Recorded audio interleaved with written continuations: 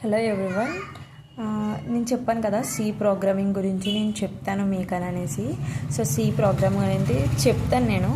కాకపోతే నాకు 50 సబ్స్క్రైబర్స్ కావాలని చెప్పాను, కానీ ఇంకా రాలేదు. సో ఒక క్లాస్ అనేది మనం చెప్పుకుందాం. ముందైతే ఈ బుక్ని చూడడం మానేసి నేను చెప్పేది వినండి ఫస్ట్. సరే, కంప్యూటర్ల గురించి వచ్చేసరికి అసలు ప్రోగ్రామ్ అంటే ఏంటి చెప్పండి. ప్రోగ్రామ్ అన్న ప్రాసెస్ అన్న ఒకటే, ఓకేనా. స్టెప్ బై స్టెప్ ఇన్స్ట్రక్షన్ అనమాట ప్రోగ్రాంలోకి వచ్చేసరికి. అసలు ప్రోగ్రామ్ అంటే ఏంటో తెలియాలి కదా. So step by step instruction అంటే ఏంటి చెప్పండి.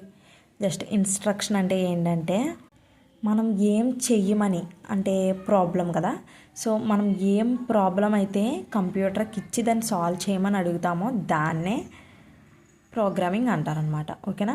సో ఇంట్రడక్షన్లోకి వచ్చేసరికి ఏమైనా ఇన్పుట్ మీన్స్ మనం ఏమైనా ఇది ప్రింట్ చెయ్యి అని ఏమైనా చెప్పామనుకో, అది ఇన్పుట్ అనమాట.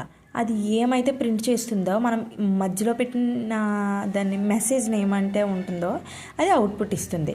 జస్ట్ మనం ఇన్పుట్ ఇస్తే అది ప్రాసెస్ చేసి మనకు అది ఏమిస్తుంది, అవుట్పుట్ ఇస్తుంది అనమాట. సో ఓకేనా. అంటే సిస్టమ్కు ఓన్లీ 2 స్టేజెస్ మాత్రమే తెలుసు. ఒకటి on stage of the current and of state of the current అనమాట.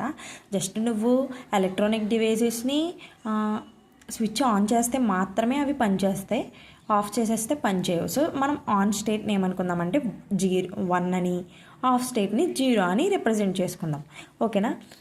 సో మీరు ఏమైనా ఒక మలయాళీ అమ్మాయికి కానీ లేకపోతే హిందీ అమ్మాయికి కానీ, మనం తెలుగు కాబట్టి ఎవరికైనా టీ పెట్టమని అడిగారనుకో, వాళ్ళు ప్రాసెస్ చెప్తారు కదా. ఆ ప్రాసెస్ మీకు అర్థం అవ్వకపోతే ఏమవుతుంది, మనకి ఏ లాంగ్వేజ్ అయితే వస్తుందో దాన్ని హై లెవెల్ లాంగ్వేజ్ అంటారనమాట. ఇప్పుడు మలయాళీ అమ్మాయిని టీ పెట్టమన్నాం కదా, ఆ అమ్మాయి చెప్తుంది కానీ మనకు అర్థం కాదు కదా.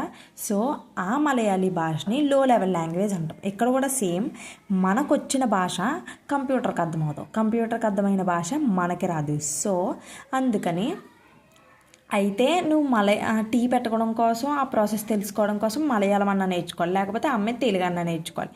ఈ కంప్యూటర్ హై లెవెల్ లాంగ్వేజ్ అయితే నేర్చుకోదు, లో లెవెల్ లాంగ్వేజ్.